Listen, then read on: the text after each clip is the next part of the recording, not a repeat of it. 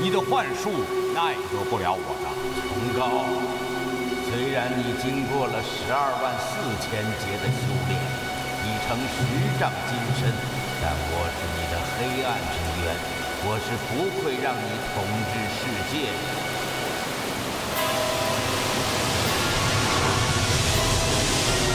只要你的心里产生一丝恐惧，你就会化作飞灰。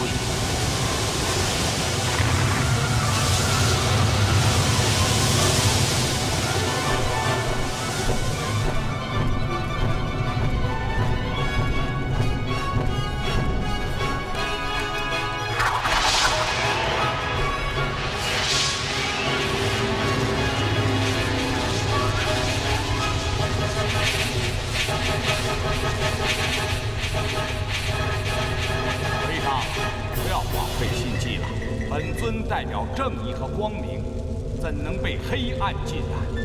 你虽然曾是我的一半，但早在万劫之前便被本尊摒弃。除非你善念生发，否则再也回不来了。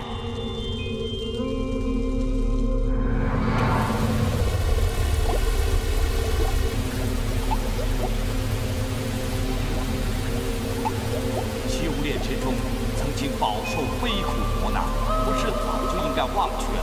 你却为何仍然如此执着，暗生恨念，乃至在黑暗之中竟会超然幻化，形成了另外一个我？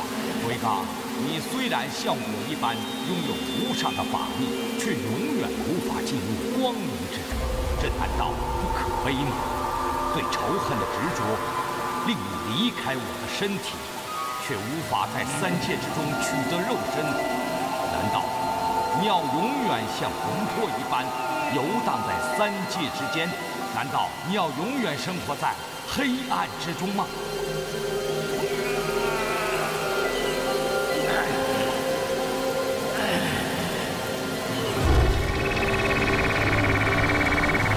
放弃恶念，放弃仇恨，回到本尊体内，你会。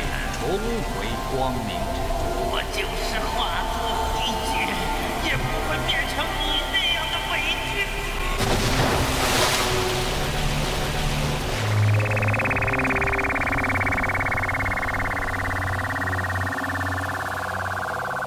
回刚有大法力于身，他不生发善念，必然为祸将来。太上告诉我，您是道法之源，万神之祖。 可有妙法化解？恐怕一切只得顺其自然。而今天界封神已毕，诸法归宗，众神共议。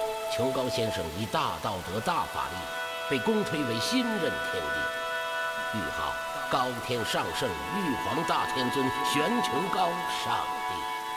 众神见爱，琼高何德何能？ 敢居此位，此乃万法之天数，非任何先圣神力所能为之。玉帝陛下当欣然领受，不可妄干天和。既如此，琼高愧礼愧受，就请玉帝陛下随老臣至33重天封神台上接受封禅。好。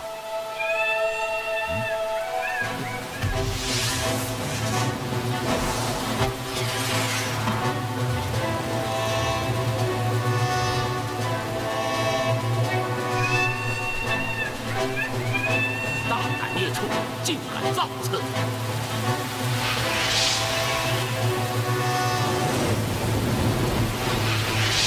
玉帝慈悲，点化玉丸，果然是高天上圣，神国领袖，万仙之圣。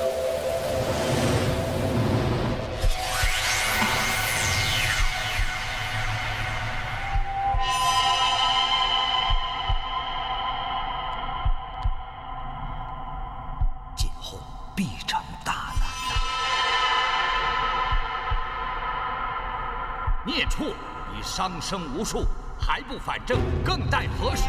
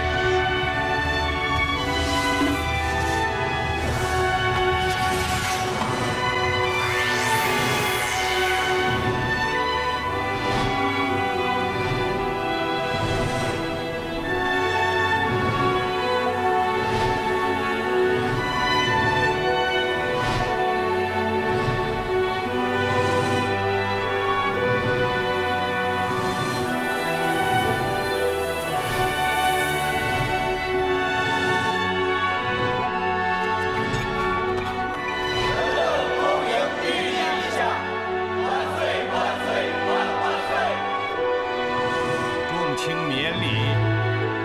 谢万岁。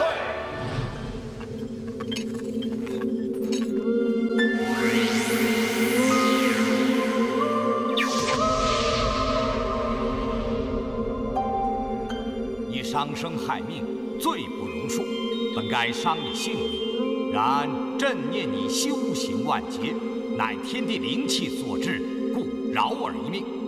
儿可肯反正向善吗？情愿反正向善。如此也罢。朕今封尔为玄天銮驾护卫大神，掌镇鲁部。陛下万岁万万岁！而今将魁罡幻化的黑莲吞在了肚中，日后必生大患呐！怎么，他吞下了那朵黑莲？魁罡会借着他的力量重新幻化，日后恐怕后患无穷啊！太上道祖，可有化解之法？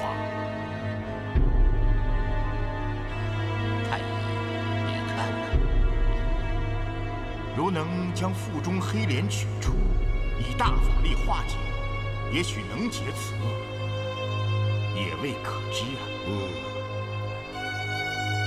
我的大弟子阿依那法是3界之内的巧手之一，他不仅精通各种机关消息，而且医术也是一流。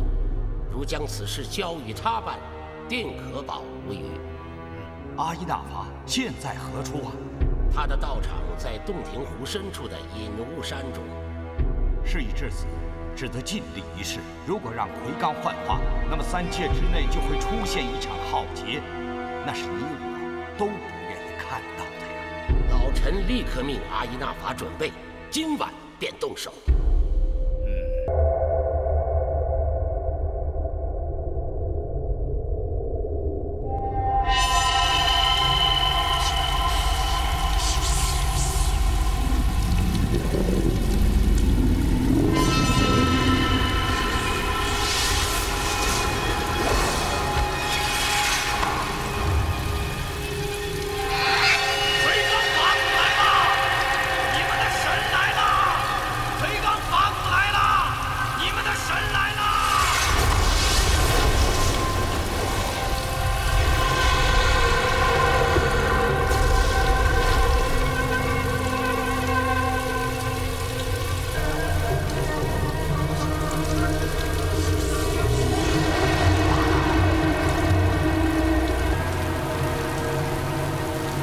你们的主，是你们的神，我可以赐予你们身体，赐予你们灵魂。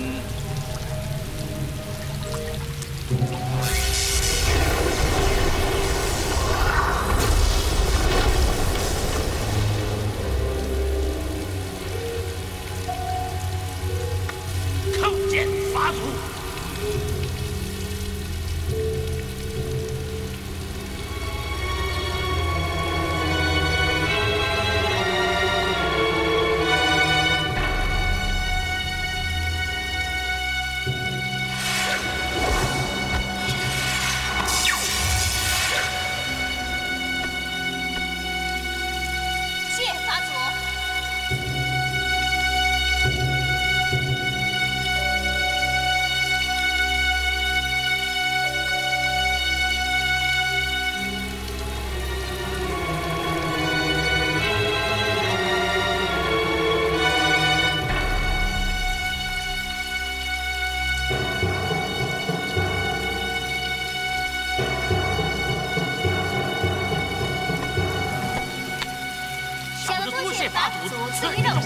今生今世永远追随，赴汤蹈火，万死不辞。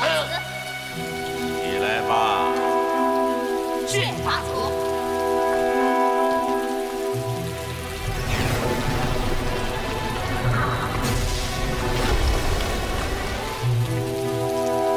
自今日起，你就叫黑袍护法。谢法祖册名。你的名字就叫银妖。谢法祖赐名。阿修罗界乃3界之缝隙，除了恶灵妖邪，没有任何神体能够在这里生存。正是，我等拒不能见容于三界，被众神称为妖孽，这才引申到阿修罗界。吾乃玄天大圣玉皇大帝的黑暗之面幻化而成，因此本尊只有灵魂而没有肉体。也正是因为这个原因，本尊才能够来到阿修罗界之中。今日仰仗法祖大恩，才能够得成肉体。今后我等决意跟随法祖，赴汤蹈火，绝不回头。玉皇大帝虚假伪善，岂能为天地之主？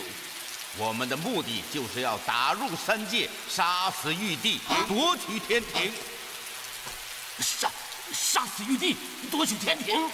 什么？你认为我们做不到吗？小的从来没有想过能够出现在三界之内。从今日起，你们对本尊称臣，一切听命于本尊。臣遵旨。早晚有一天，我会引领尔等打入三界，夺取天庭。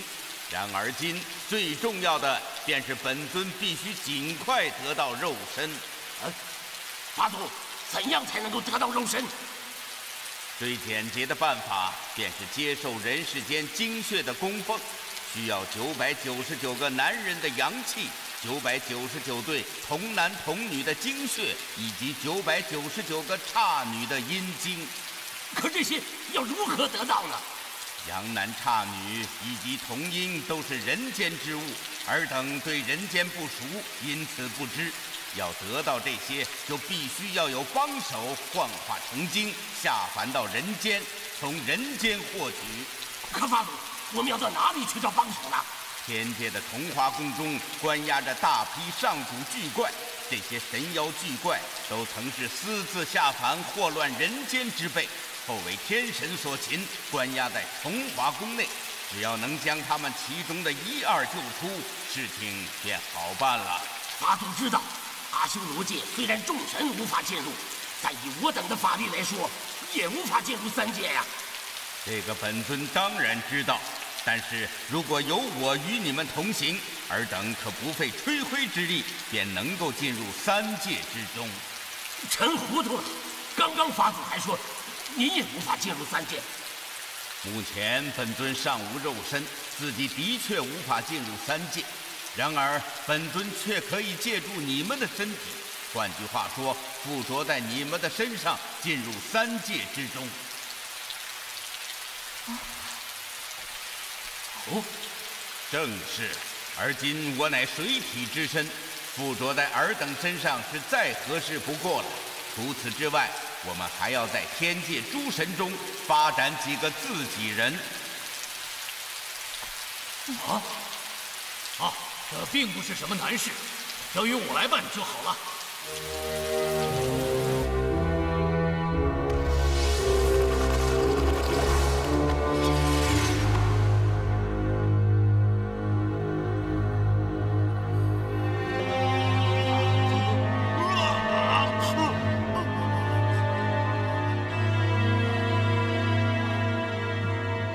你好像很恐慌啊。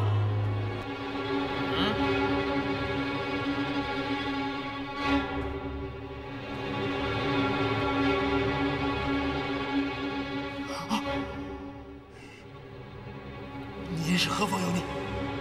竟敢擅闯武德星君的府邸！不，你说错了，我不是妖孽，我是使者。使者？什么使者？刚刚你梦到了什么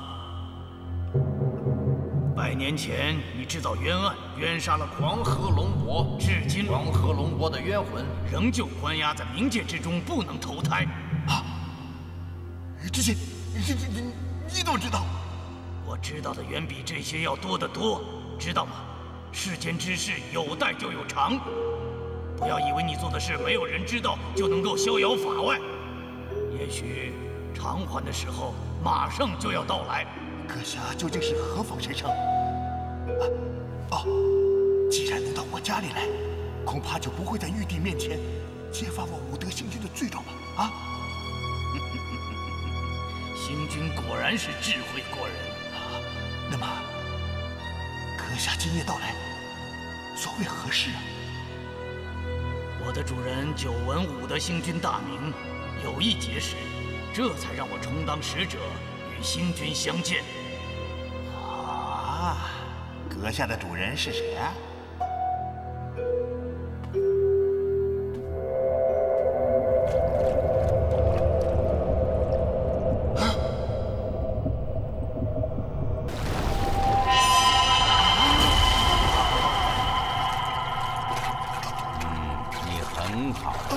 很好。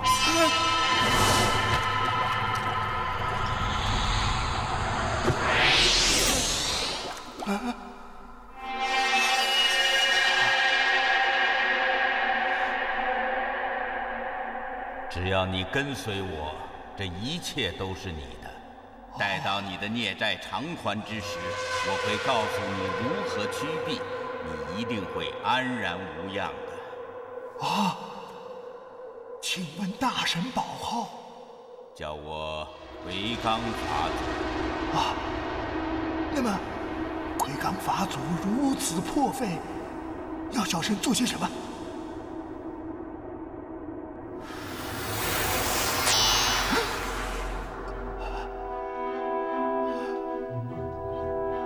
知道了吗？魁罡法祖是要小神放上古巨怪谮、九婴和巨蟹下界。本尊知道，武德星君负责天庭安全，关押上古怪兽的天狱崇华宫，便是你全权负责。啊，话是不错，可法祖也应该知道，崇华宫大门上有3清符咒。而这些个上古的巨妖都被关押在玄天寒冰铁制成的牢笼中，小神怎么可能明目张胆地将他们放出来呢？这些本尊当然知道。如果有一天天庭大乱，你会有机会做这件事情吗？啊，如果法祖真的能够制造天界大乱，那么小神就有办法将谮、九婴和巨蟹放出来。好，非常好。有一天，当本尊回归天庭，你便是玄天高阙武圣天尊。啊！谢魁罡法祖。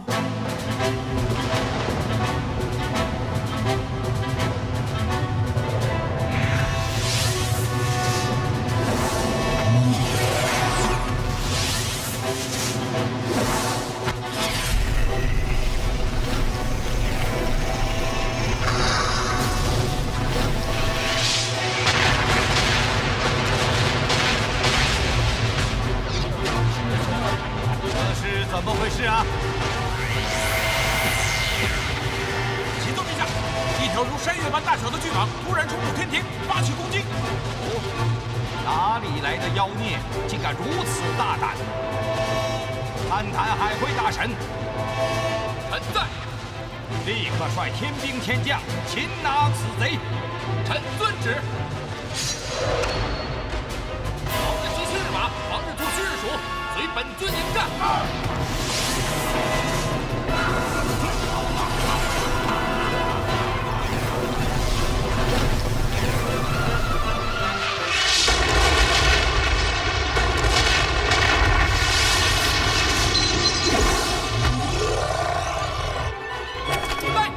哪里来的妖孽，胆敢在天界猖獗！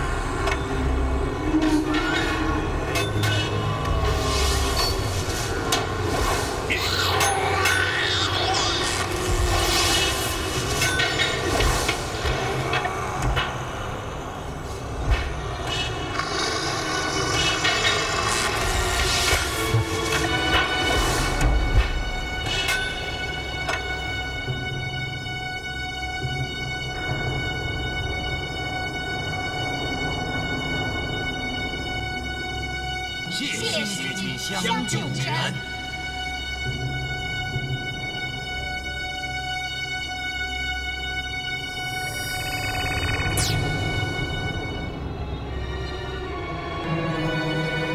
到阿修罗界的弱水河畔去见魁罡法祖。我已经揭去崇华宫大门前的3清符咒，尔等立刻离开。是。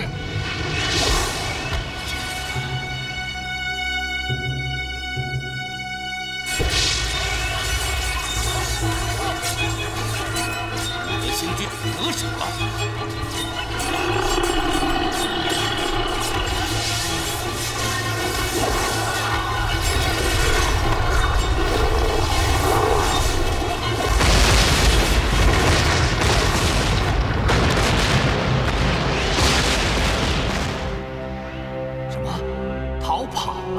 正是，臣率4日星官及数百天丁迎战，原以为能够顺利擒拿巨蟒，不想此妖法力高强，竟有通天彻地之能。尤其是他能发出5雷闪电火龙，竟然是只有陛下才会的5雷绝法，臣等竟不能敌。然而不知是何缘由，那妖怪与臣等周旋片刻后，竟然自行离去了。他向哪里去了？向东方去了。以臣想来，此妖如此巨大，恐怕只有东瀛大海能够容纳其身。北海归墟之地，乃百川汇纳之所，深不可测，其内多上古妖怪邪祟。这巨蟒很有可能是归墟所生啊！陛下圣明。你刚刚说这巨蟒会使5雷绝法？正是，此乃臣和4日星官亲眼所见。不可能，绝不可能！5雷绝法乃是朕的独门法学，一个区区妖孽怎么可能会用呢？陛下，3太子说的极是，此乃臣等亲眼所见，绝无虚假。启奏陛下，刚刚巨蟒袭击天庭之时，崇华宫不知为何大门洞开，上古巨怪毒龙葚、蜈蚣精9鹰、蝎子精巨蝎3怪趁机逃脱，下界去了。啊？什么？正是。葚、9鹰、巨蝎都是上古巨怪，毒龙妖葚善于点化庄园，诱捕人类鸟兽。所谓海市蜃楼，说的便是葚毒之力。大禹治水时，葚被禹王所擒；9鹰乃是阴气成精，化为蜈蚣，危害人间，为少昊时大神后羿所擒；巨蝎乃是阴阳之精合体所产之妖，500年前为齐天大圣孙悟空在西天路上所擒。这3妖法力高强，尖角多战，此次下凡为妖，作祟人间，实为可虑。崇华宫禁卫森严，又有太上道祖伏蝶镇妖，大门怎么可能莫名其妙地打开？而且上古巨怪皆关押在玄天寒冰帖所住的牢笼之内，这3怪怎么可能自行摆脱牢笼，逃离羁押之地？这内中定有蹊跷。各贤王，陛下，你负责查查此事，务必要水落石出。臣遵旨。关口2郎显圣真君杨戬率麾下秦王，现在殿外候旨。请显圣进殿。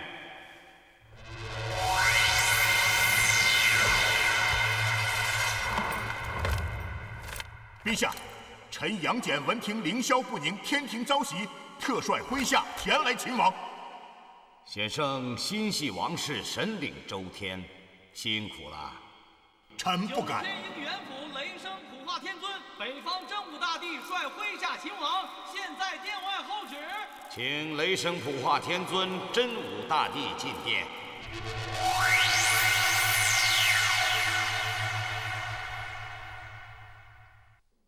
陛下，臣等闻听妖孽袭击天庭，特来擒王。2位上神辛苦了。此妖法力通天，竟能通晓朕的5雷绝法，实在令人感到万分诧异。陛下，此妖的出处究竟如何呀？是一条巨蟒，不知从何而来呀。依臣看来，能行陛下五雷绝法的，绝不是凡世之物。什么意思？天庭圣界自云梦泽起，一共有5道护卫，最后一道乃是由4大天王和庞刘狗弼4大天将守卫的南天门。这条巨蟒是如何躲过这5道护卫，直袭天庭的？陛下不觉得奇怪吗？此怪想来就来，想走就走，竟然还通晓玉帝陛下的五雷绝法，这就说明此怪之能非但普通神器无法相比，就连我们这些位列神班1等的上神也不能与其比拟。下界的妖怪中，竟然有这么一位，陛下不觉得奇怪吗？你的意思是，他根本不是下界的妖孽？正是。那这条巨蟒是谁呢？这条巨蟒是谁并不重要，重要的是它的主人是谁。主人，依臣看来，巨蟒怪是不可能有这样的法力的，其后必有人驱使，所以必须查出幕后黑手。有道理。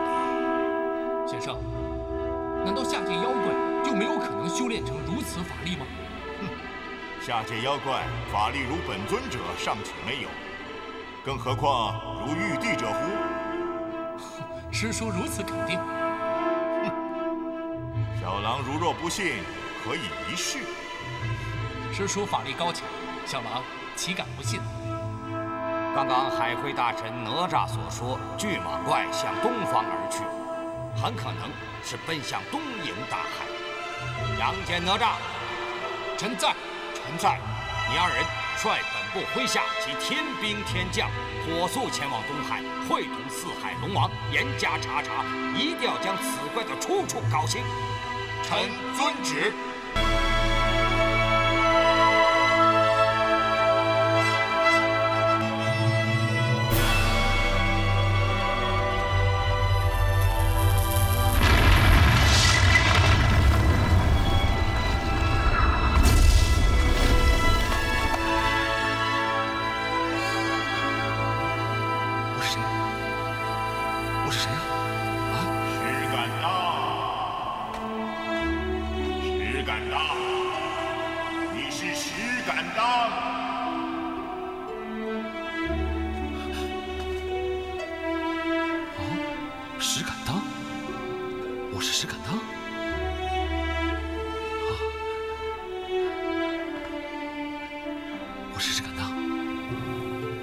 我是石敢当。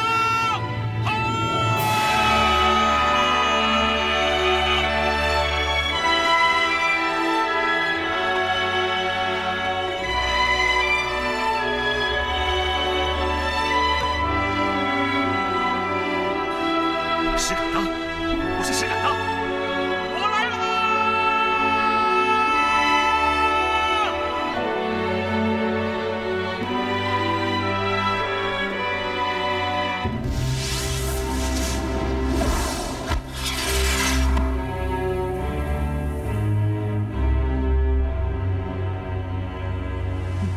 九灵石就在这里，你们仔细给我找。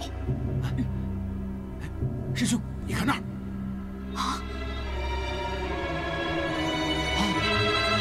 不好，这厮已经运化成人，离开了这里。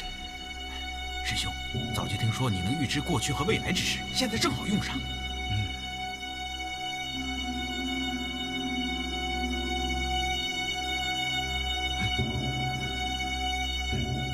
他还在山里，就在后石屋附近的一片瀑布旁。我们即刻动身。是。好。站住！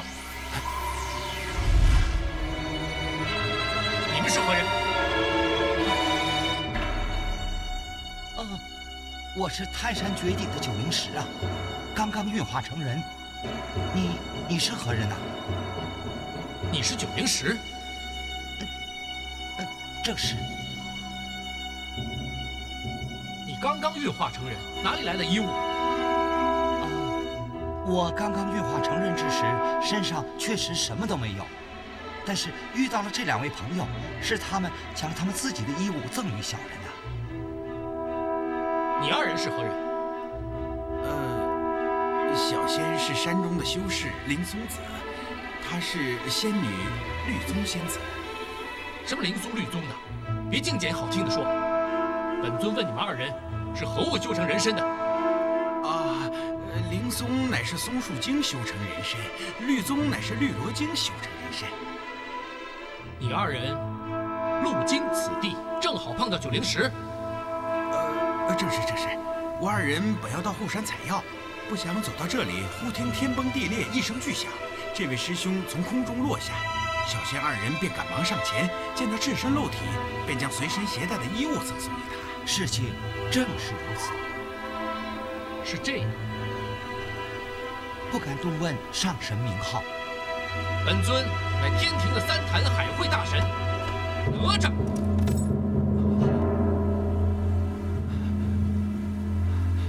上神原来是天下闻名的哪吒3太子，我等失礼，上神莫怪。小的刚刚运化人形，不识上神真面目，望其恕罪。罢了，本尊下界就是奉玉帝旨意前来寻你。寻我？起来吧。你2人暂且回避，我有话要与9灵石讲。那我2人便就此告辞了。多谢2位赠医之德，后会有期。后会有期。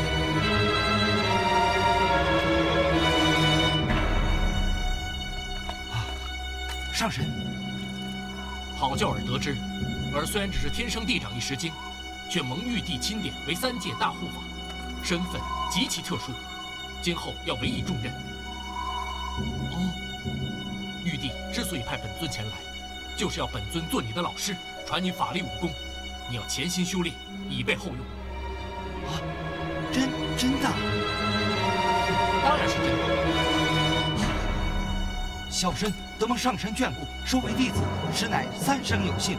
师父在上，请受小徒叩拜。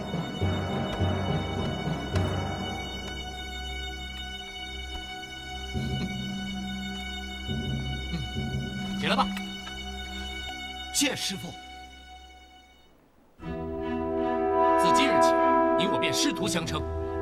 你刚刚运化，尚无名号，为师替你取个名字，今后也好呼唤。就请师父赐名。你从石而出，便姓石吧。石名9灵。哎，你就叫石9灵吧。多谢师父赐名，自今日起，徒儿便叫石9灵了。好，那事不宜迟，为师现在就传授你武功和法力。是。你转过身去，闭上双眼，盘膝而坐。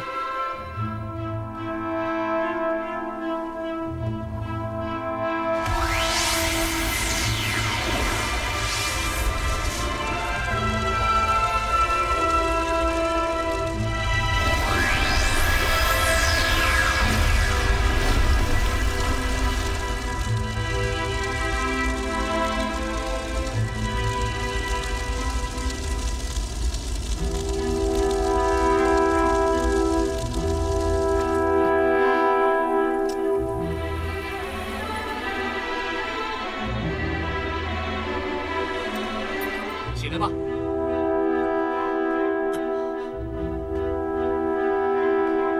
师父，徒儿觉得体内暖暖的，有一股力量动粗西壮。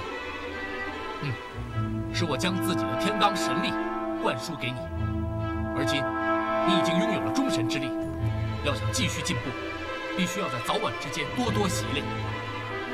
谢师父。这2本册子便是为师的火尖枪法和72变。如今你已经具备了通天神力，因此只需多多练习，便可熟能生巧。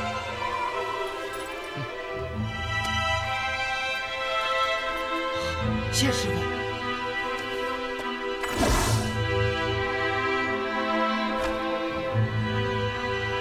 这条枪是为师委托9天应元府火神用玄冰寒铁打造而成，夺天地造化，乃神兵是也。你要好好练习啊！多谢师傅。为师这便要回归天庭。如果你有急事，便用寄语呼唤为师。来，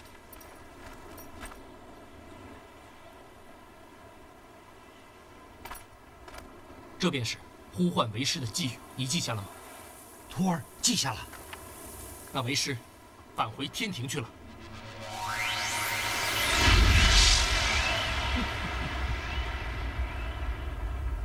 看起来他真把你当成9灵石了。这个笨蛋将自己的神力灌输于我，还把72变和火箭枪的秘诀也给了我。他还说有事可以用秘技召唤于他。二位，有了3坛海会大神哪吒这位强有力的靠山，咱们行事便可以肆无忌惮了。沈兄，若不是你临时机智，伪装成9灵石，今日非但无法骗过哪吒，恐怕还要被他看破我等真相，那可就大事不妙了。鬼岗法祖说的一点不错，沈兄真是足智多谋啊！二位，我们虽然骗过了哪吒，却放走了9灵石。眼下最重要的便是要完成魁罡法祖交给我们的任务，杀死那个护法石精。9灵石现在何处呢？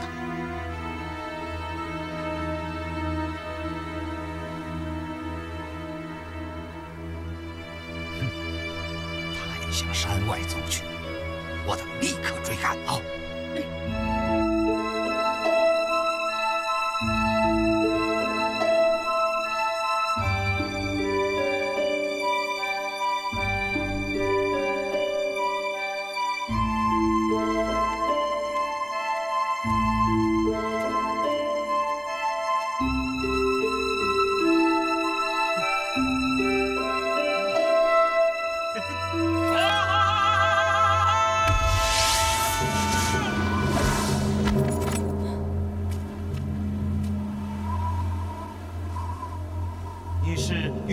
顶上的9灵石所生，对不对呀？啊，对。你叫什么名字？啊，我叫石敢当。啊，石敢当，石敢当，真是个好名字啊！哎，你看，那是谁？啊？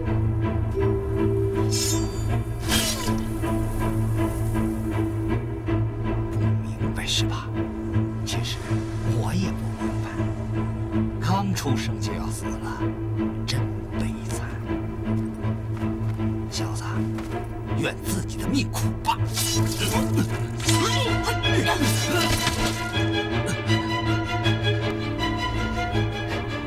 想不到你的身板还挺硬朗，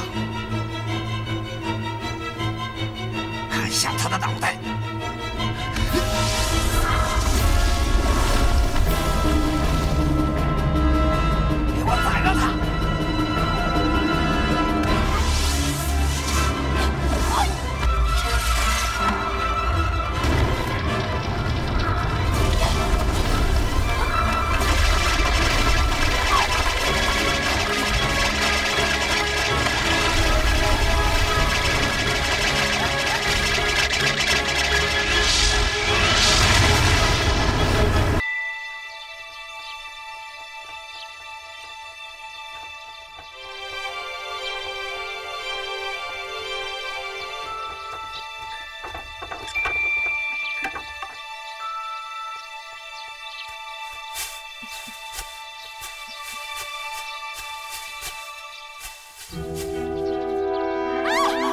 妖怪！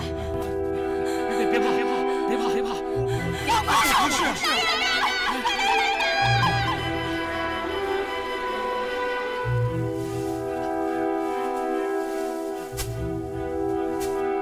别怕，不是。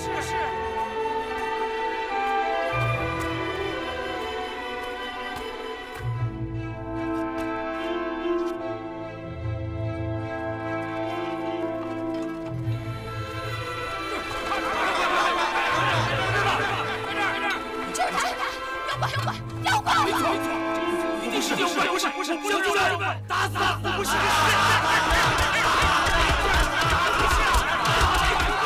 站住！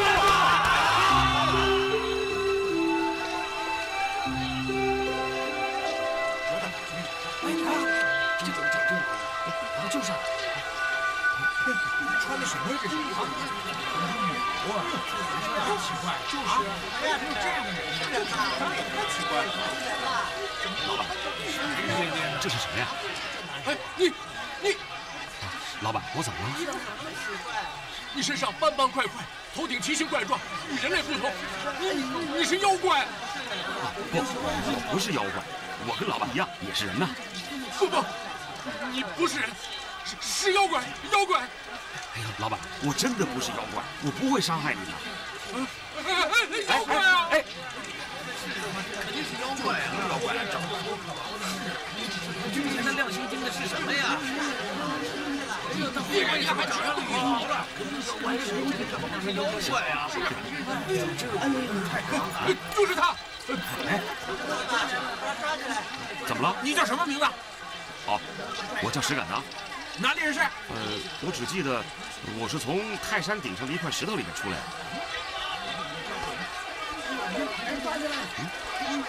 的确是长在身上的。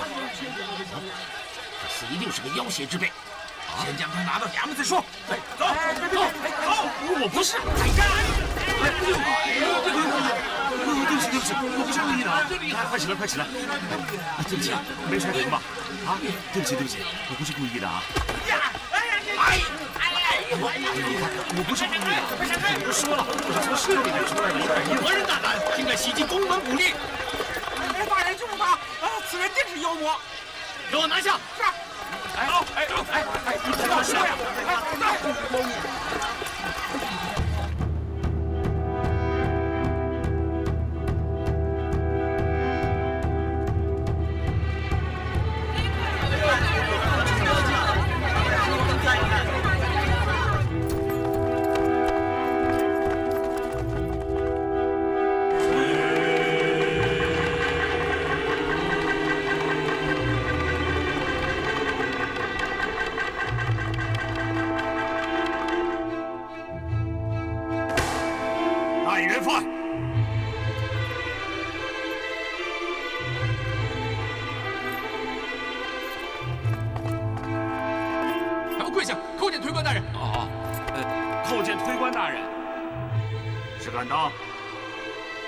是哪里精怪，何方妖邪，竟敢欺压良善，为祸人间？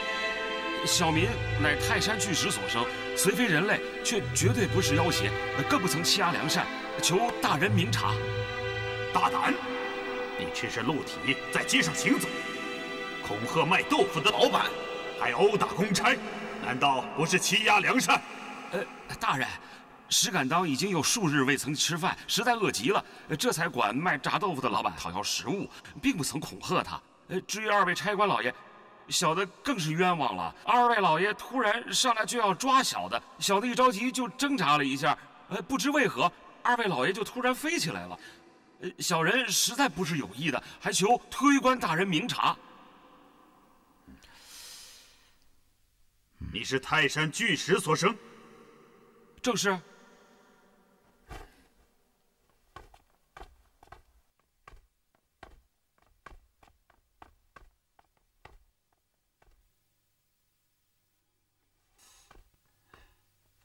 此子果然是天生地长，你看他前胸的明石和后背的羽毛都是生长在肉里，绝不会有假，真是令人啧啧称奇呀。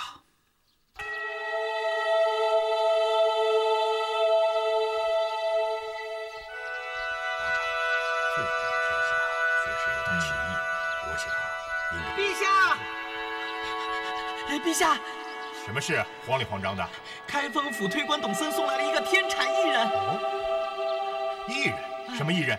据董森讲，此人乃泰山绝顶九灵巨石所生，额头嵌有一只金翅和4颗月牙石，前胸生满6棱明石，后背还长满了羽毛。陛下。啊，有这种人？正是。现在何处？就在炼丹房中。老师，我们去看看吧。带路。这。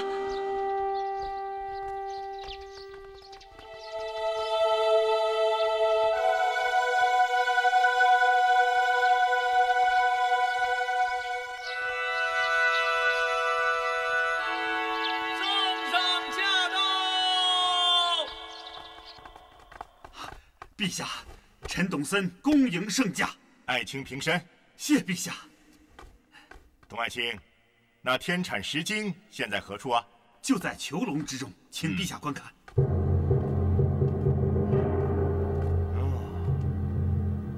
状似人形，然额头异象，胸前背后覆盖晶石毛羽，果然是个天生的异人。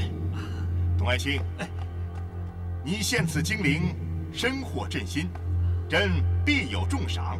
谢陛下天恩。这石经叫什么名字？哦，它叫石敢当。名字倒是响亮的很。这可真是踏破铁鞋无觅处，得来全不费工夫啊！哦，上师，这是何意啊？陛下，刚刚我们还说到所炼长生不老之丹一直不成，一道为何？却是为何？就是缺了这等天生地长的药引子。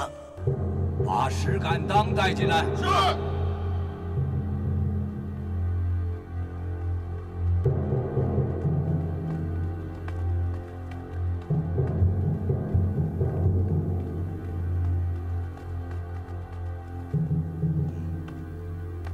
有请圣上。上师平身。上师，这就开始吗？请陛下在一旁观看。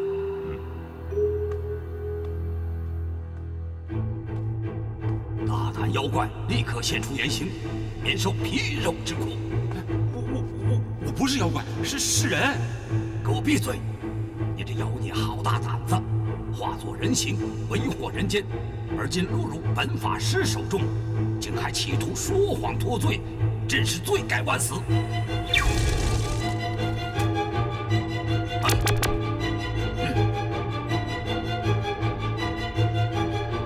妖邪立即现身！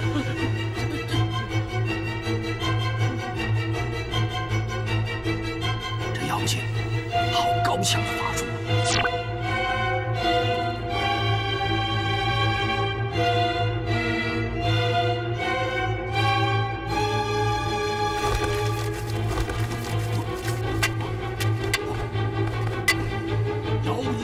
现身！众弟子一起上！给我现形！现什么形啊？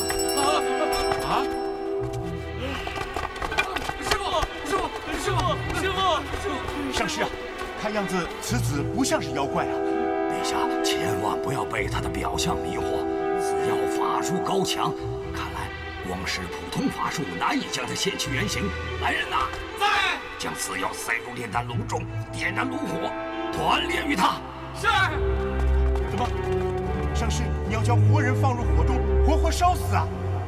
这等妖孽不是重法难以制服。陛下，且歇息片刻，片刻之后就要他现出原形。妖孽，这回你还不死？上师啊！如此锻炼活人，朕于心不忍呐。陛下的心地太善良了，这石经根本不是人，而是万年的妖孽。请陛下在偏殿歇息片刻，一会儿便有分晓。哎呀！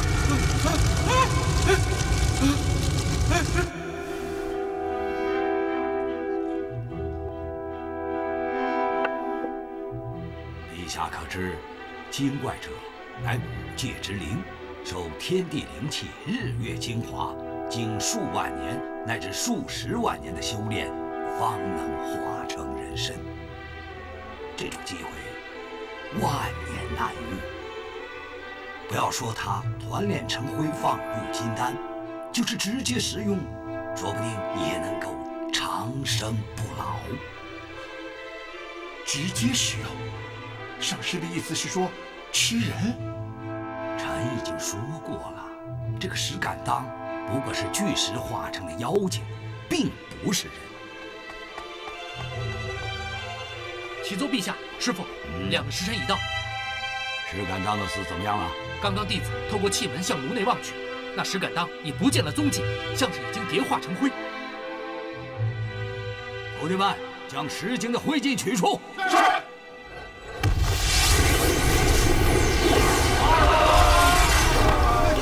他没死，还活着。先去。哎呦，他怎么没死啊？来，对不住，我不是故意的，我该走了。来人，别让他跑了，给我抓住他，抓住他！给我绑起来！干什么？我就不信治不了他。来人，将这石井推到天台，砍下头颅，再将头颅尸体抬回来，放入炼丹炉中团炼。是。不要啊！不要！不要啊！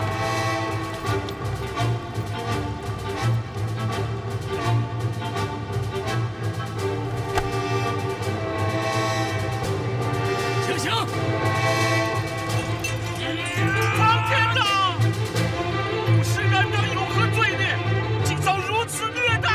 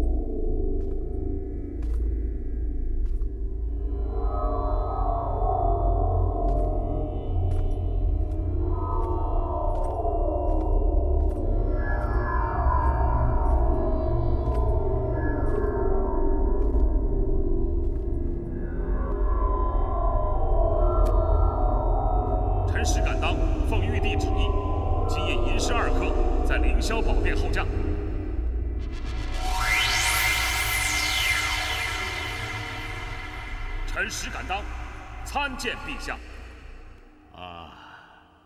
你是怎么参透圣旨的？好，陛下赐臣3条银色的铃子，2颗珍珠。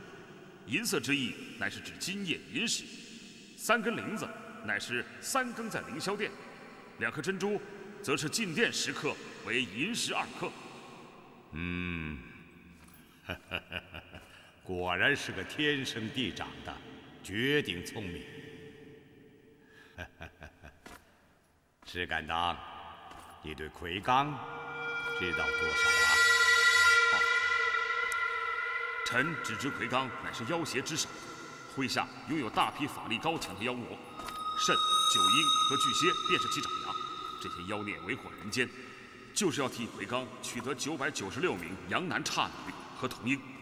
据说魁罡一旦摄取了他们的阴阳之精，便可得到肉身，为祸3界。你可知这个魁罡是什么人呢？这微臣不知。魁罡就是朕。什么？怎么，惊奇吗？臣没有听错吧？当然没有，魁罡就是朕的黑暗一面。这个魁罡是玉帝陛下。你可知道，朕经过124800劫的修炼，才得成10丈金身呐。是，臣知道。修炼的过程无比艰难，最重要的就是要摒弃自己黑暗一面。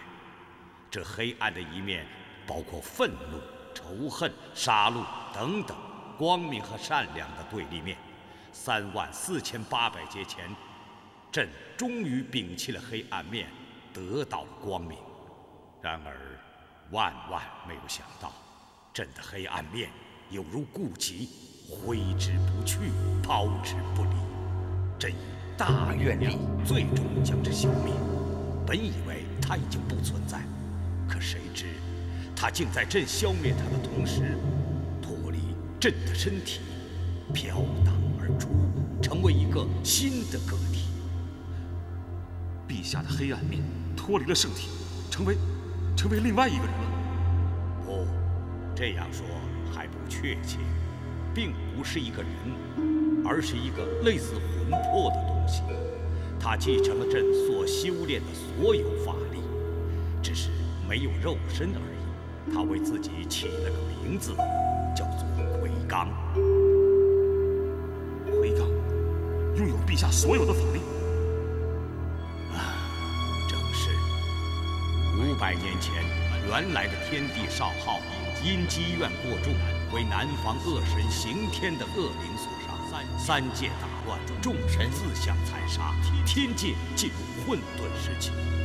后有元始天尊、太上道祖和通天教主主持了封神大会。近100年之后，三界才逐步恢复平静。三老和众神一致推我为玉帝。然而，在封禅的当天，魁罡借孔雀之腹幻化，进入弱水河畔的阿修罗界。阿修罗界。阿修罗界位于三界的缝隙之中，只有恶灵和妖邪才能生活在那里。凭你是法力多么高强的神奇，只要进入阿修罗界，登时法术尽失啊！因此，现在陛下拿魁罡也是没有办法。是朕太大意了，该当有此一劫呀。朕之所以命哪吒下界寻找三界大护法，又命你不入神级，都是为了结束到来之时准备的。结束？这结束又是什么？此乃天机，不可泄露。结束到时，你自然知道。而今魁罡蠢蠢欲动，大有提前幻化进三界之势。陛下所言一点不错。杨戬已将你在云梦泽的经历告诉我，这一切都说明天界也有魁罡的眼线，这一点绝对可以肯定。朕之所以深夜召你前来，就是为了避人耳目。原来如此，陛下圣明。三界之间能够阻止魁罡提前幻化的，只有一种神物。哦，是什么？上古防风氏留下的镇妖石。真的有镇妖石？当然，镇妖石乃防风氏的心脏所化，晶莹如玉。只要将之立于泰山之巅，迎风便会化为3丈6尺。其法力远达三界之外，令三界外的一切妖邪无法进入三界之中。此时竟有如此神力？当然，然而此时一旦落入魁罡手中，后果不堪设想。他完全有能力用大法力将此石化为他的肉身，从而提前进入三界。到那时，天界人间便有遭遇浩劫，黑暗时代提前降临。我说呢，那个黑衣人为什么索要镇妖石？原来事情竟然是这样的。石敢当，你从实而出，天地生长。朕之所以舍天界群神而不用，独要你做这个三界大护法，就是因为你乃石头之性，立心秉正，坚韧不拔，强悍耿直啊！多谢陛下信任微臣。今夜，朕将镇妖石交到你的手中，明天一早你便起身赶往泰山，将此石立于泰山之巅，决断魁罡的邪念。臣遵旨。随朕来。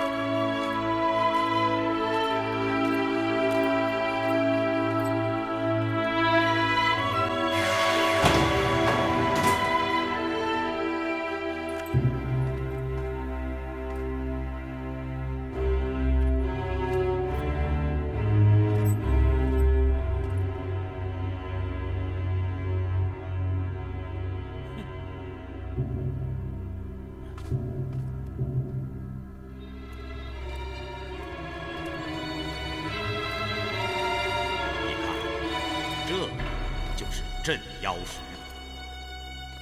朕将此宝交付于你，千斤重担都落在你的身上。朕许你叫天天应，叫地地应。你过来，伸出手来。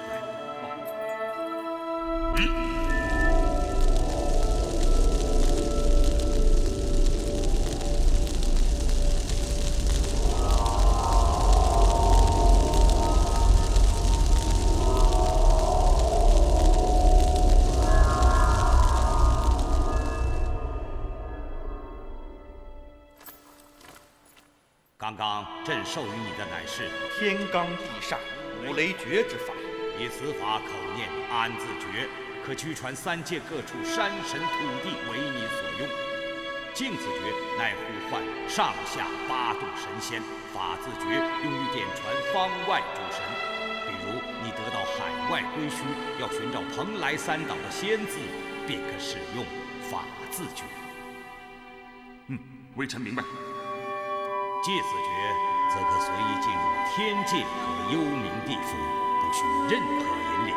这五雷之法的绝妙之处尚不仅如此，倘若遇下界巨怪妖邪，无人能治，而便可以用五雷之法，掌发霹雳将其击毙，可以说是威力无比。但此法权威过重，因此朕从未传人，今日传法于耳，要慎用之。谨遵陛下教诲。真妖石关乎3界安危，你要珍之重之，万不可出现任何疏虞，尤其是不能让此石落入魁罡之手。请陛下放心，微臣定当竭尽全力。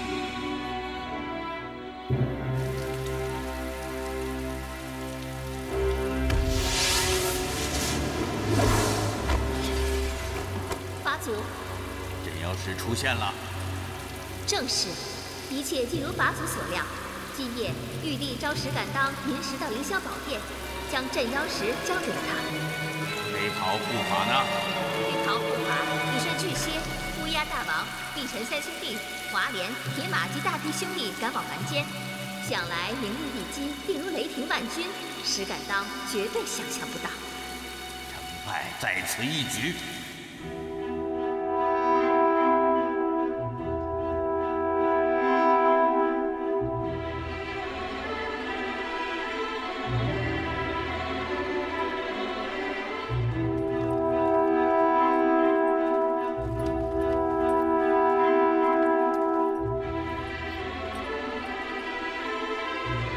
师傅，小狼师兄，我3人这便去了。一路小心。敢当，你们是要返回泰山？正是。由此至泰山将近20万里之遥，你们要如何的走法？乘接引天尊的天剑至云梦泽接引殿，歇息一宵，而后乘云返回泰山。道阻且长，一路好走。是啊。告辞。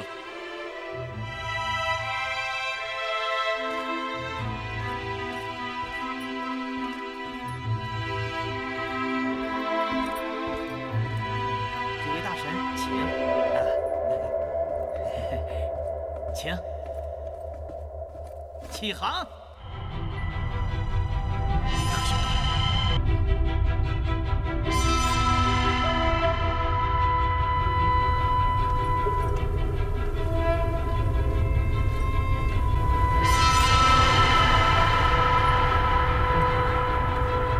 这才是去世肉骨凡胎，归来神仙领域，嘿，真是别有一番气象。哎呀，身上背的这块石头有些沉重啊！这呆子又开始胡言乱语。你身上背的明明是自己的包袱，哪来的什么石头？真是莫名其妙。对，这是啊，我没说石头啊，我是说这个包袱像石头一样沉重。你的嘴就不能停一会儿啊？停一会儿会死啊？那倒不会，只是内心有些压抑。万一我……住嘴！再多话事，把骨拐伸出，让我打上5锤给你散心。哎呀，算了吧，你那锤呀，挨下皮儿破，碰上金伤，你还是自个儿留着解闷儿吧。朱兄随和好动，幽默得很呐。我看啊，他是皮肉有些痒痒。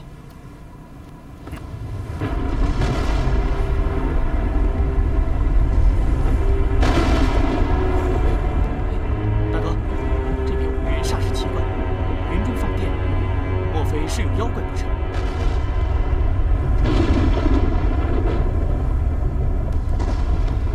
建议天尊，你们往返于云梦泽和南天门，遇到过这种情况吗？石圣且请安心，这种情形时常遇到，想是山雨欲来，故此阴云密布啊。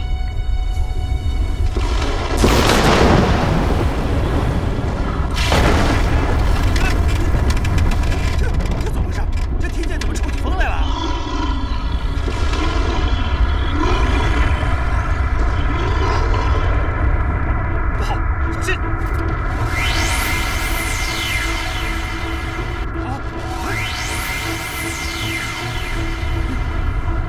何方妖孽，胆敢在此造次！哥，我明白了。你明白什么了？这一定是人家娶媳妇儿的。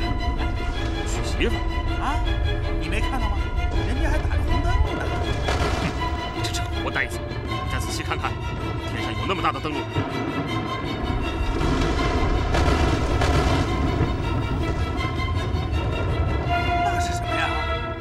妖精的眼睛！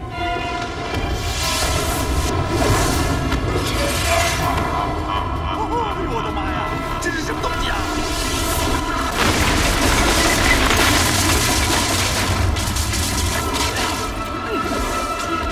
老弟，我话好迟到。台下和平。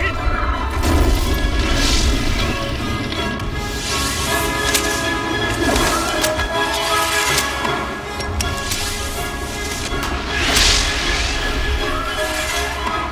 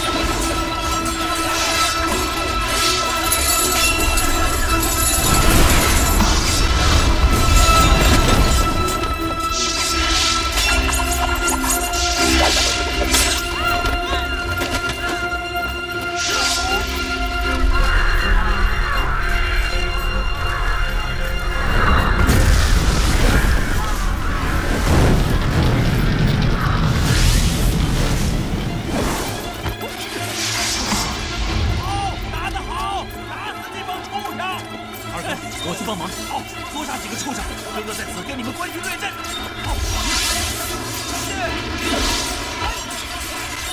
杀不死的妖孽，天庭圣地竟然还有白人抢劫！那不过是药服医生，真正抢劫的不是他。那是谁？是我。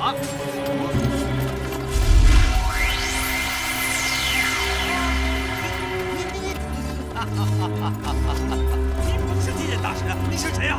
这个问题现在已经不重要了。呀！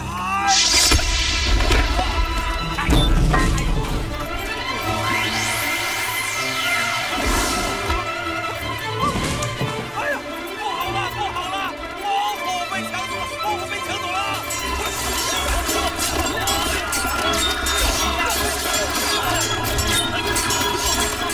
三弟，你怎么来了？大哥，我来帮你！别打了，别打了！包袱都被人抢走了，打什么呀？别打了！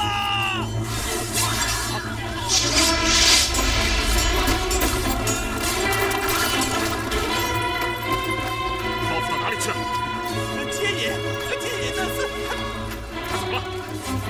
他换到了一个黑衣人，把包袱给抢跑了。你这个运的夯货，连个包袱都看不住。那能赖我吗？我是措手不及呀，那谁知道啊？行了，别说了，在这待着，去追他。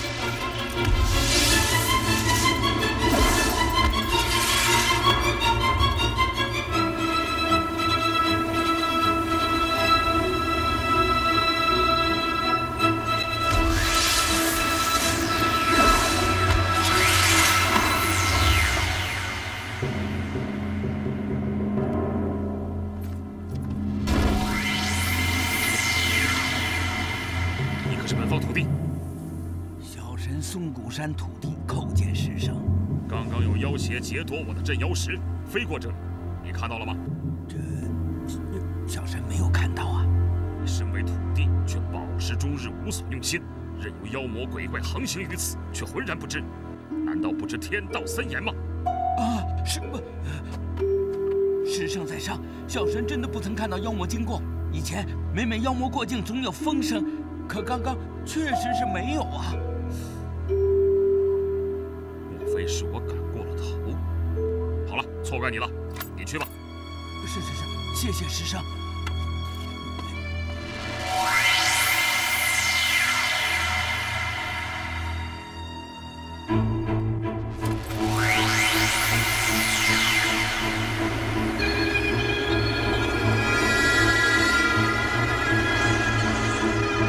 乖儿子，来得好，让你尝尝石爷爷的手段。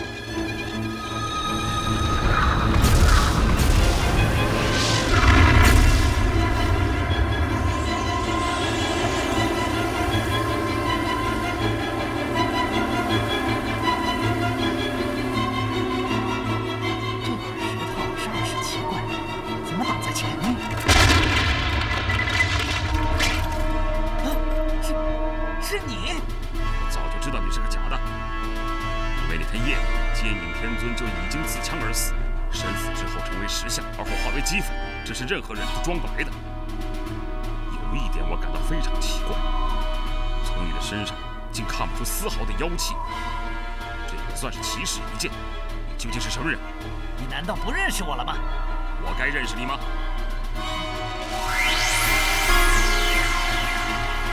是何人？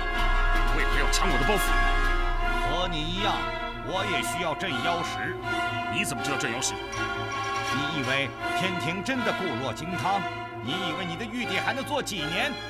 我劝你归降我的主人，你会有享不尽的荣华富贵。奎刚，你的确很聪明。莫说废话，还我镇妖石！你以为你还能活着回去？自石敢当出世以来，这是我听到最可笑的话。今天你还我镇妖石，咱们各自走路。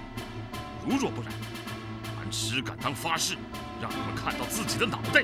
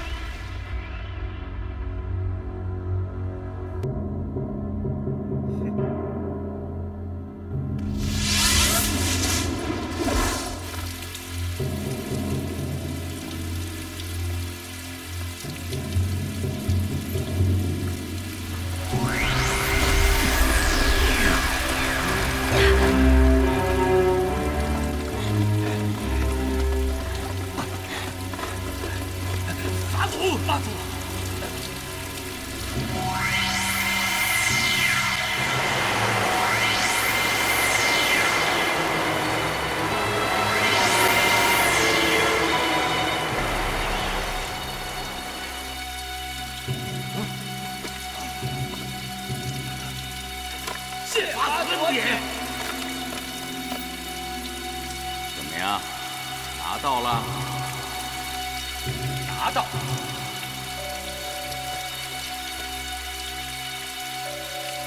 镇妖石就在包裹里。非常好。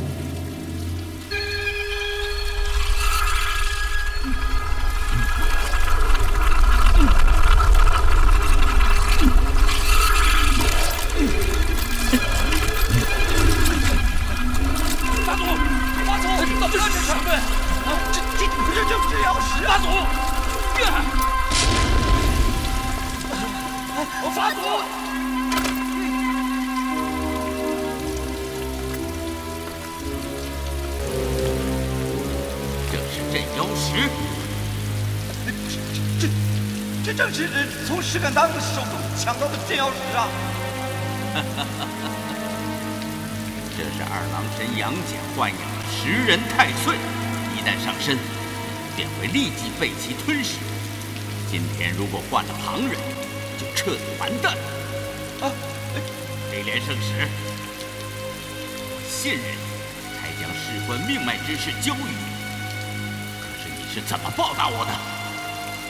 属下该死，属下该死！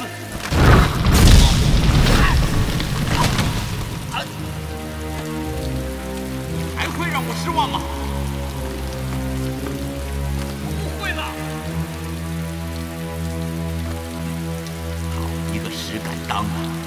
他早已料到我们会劫夺镇妖石，因此早已做好了准备。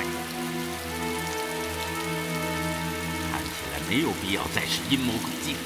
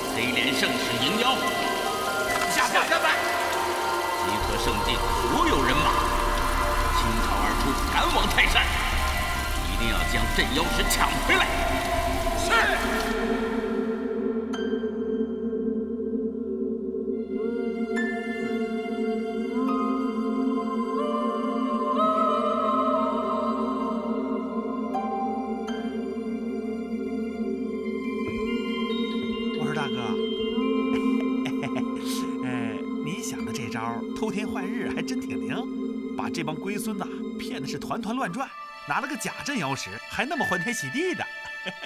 让奎刚也尝尝咱们10人太岁的滋味。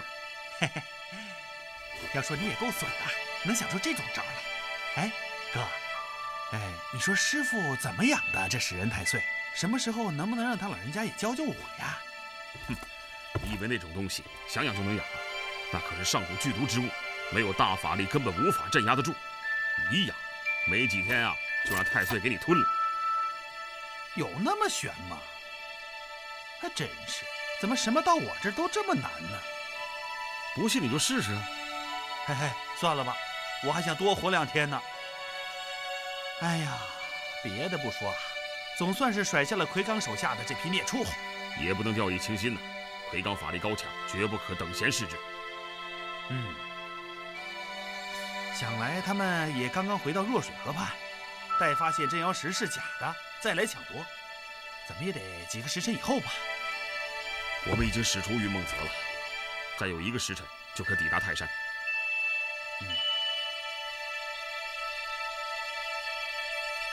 西南风起，天渐东行，前面出现了一座大山。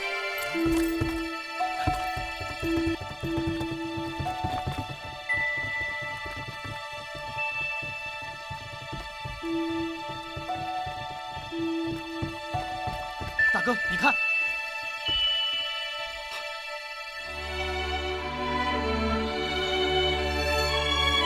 那就是我出生的地方，天都第一绝顶泰山。啊，终于到了。三弟，向右慢动，乘西南风全速东进。是。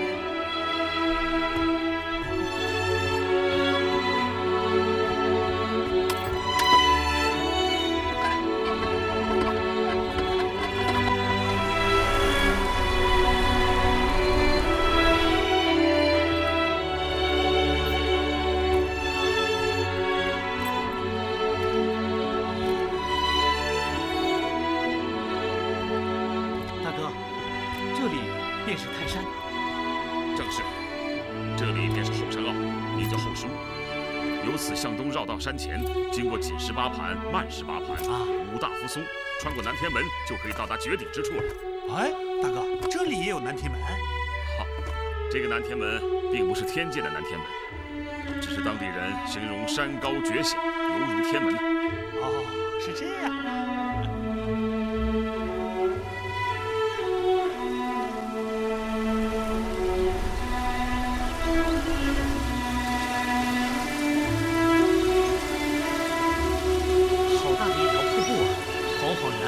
匹练一般，真是天下美景。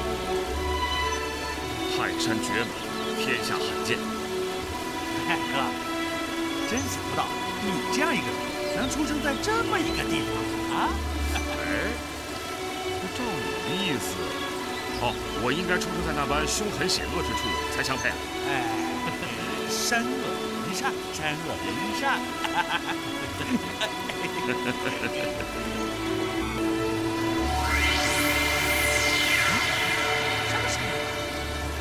好像是呼声声，是风声吗？不，是水声。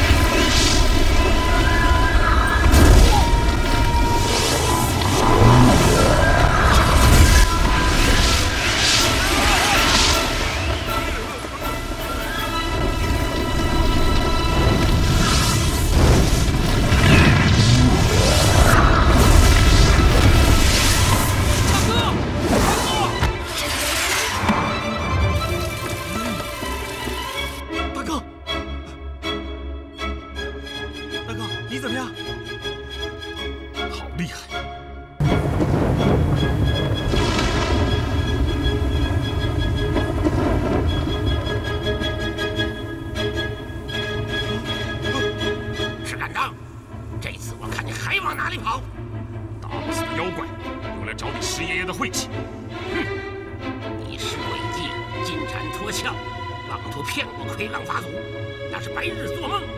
识相的交出镇妖石，否则顷刻间要你化成齑粉。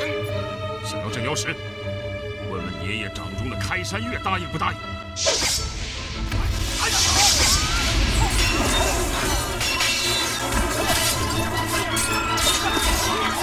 大家齐上！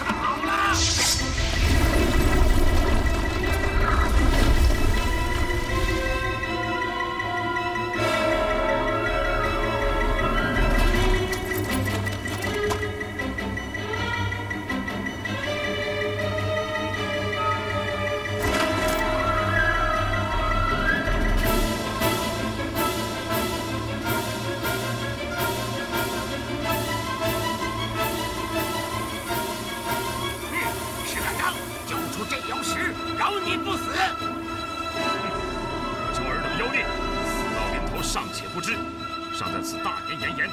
今日这泰山绝顶，便是尔等宵小的葬身之地。石敢当，你将领一个，兵无半人，面对我数千神军，竟然还敢在此危言耸听，真是不知死活！速速交出斩妖石，投诚魁罡法祖，尚可留着性命，否则顷刻之间将尔化为齑粉！呵呵，无知妖孽！你睁开眼睛，好好的看一看。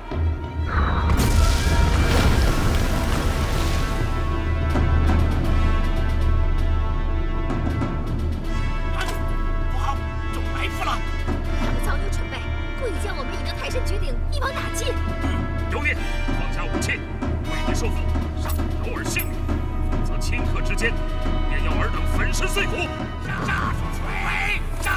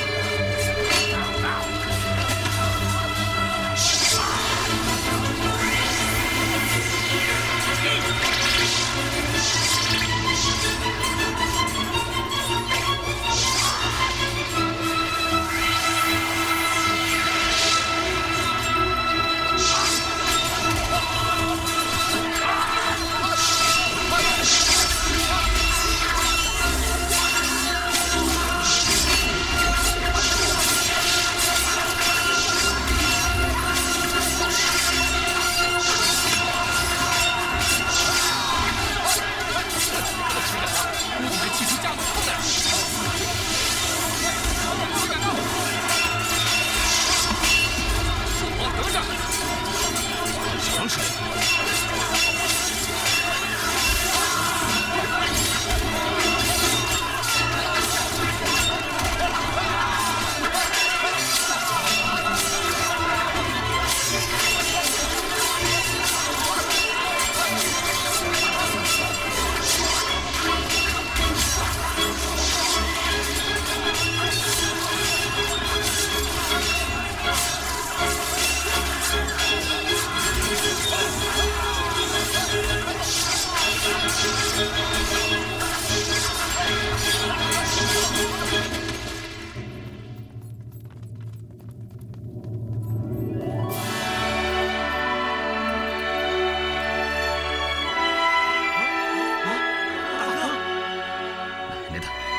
可惜让巨蟒精、黑莲使者还有那女妖精跑了。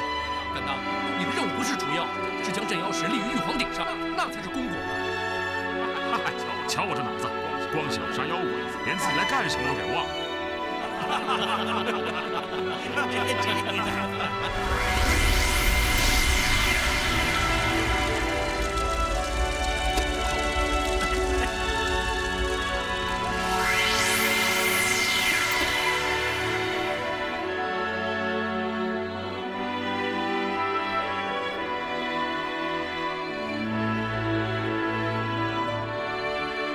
立刻动手！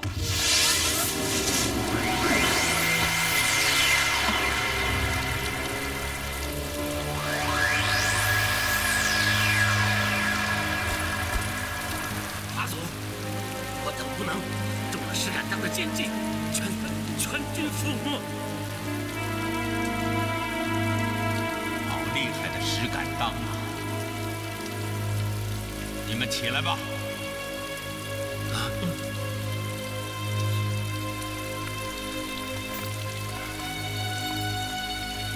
能够回来已经是很不容易的事了，这不能怪你们，是本尊心太急了，结束未到，不能勉强。看来我们只能再等500年了。启禀法祖，镇妖石立于泰山之巅，3000万所有异物无法进入3界之内。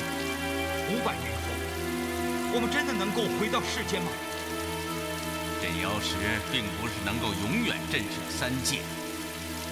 500年后，待劫数来临时，它就失去作用了。什么劫数？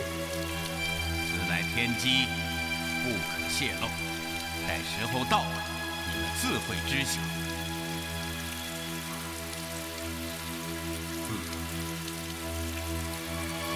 要记住，我们败在了谁的手中？ 石敢当是个了不起的人物，今后我们还会遇到他，尔等要牢记在心里。弟子请领。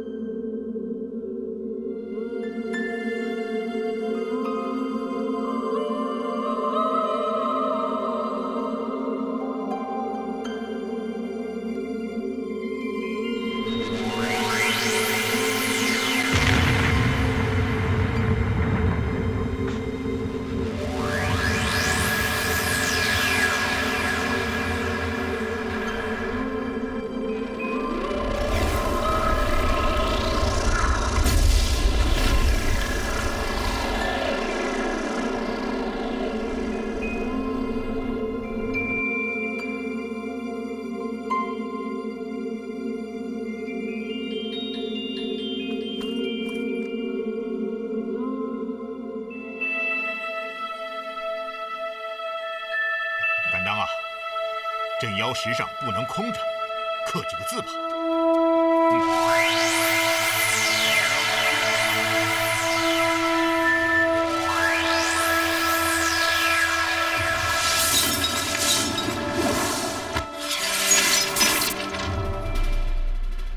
雄至天东，好个雄至天东，号称有力，威震八方。 啊！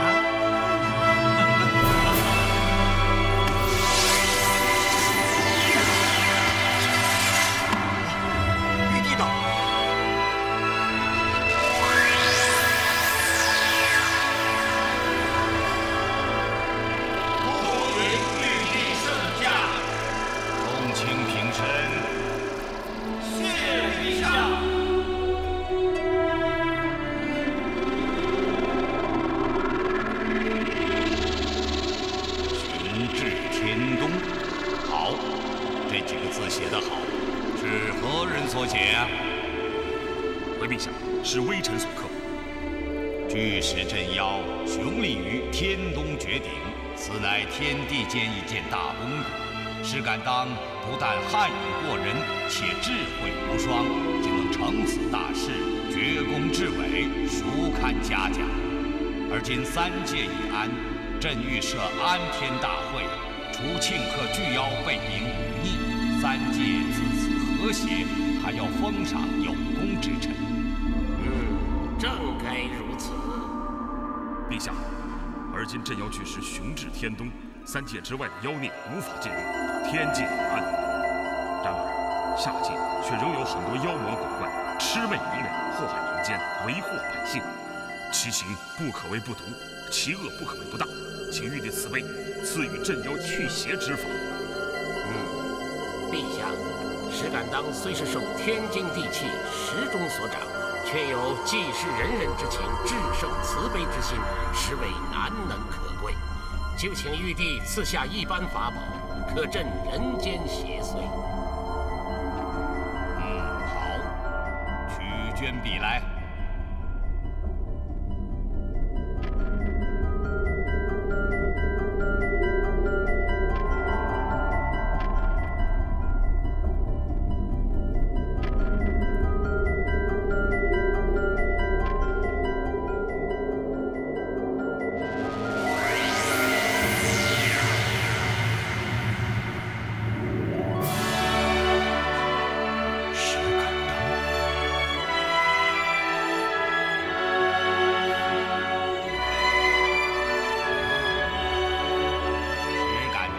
这3个字乃朕亲笔所书，不管多么凶狠的妖魔鬼怪，魑魅魍魉见到都会退避3舍。你将字带到人间，交给人间帝王，告诉他，只要将石敢当3个字刻在任何一块石头之上，便可镇妖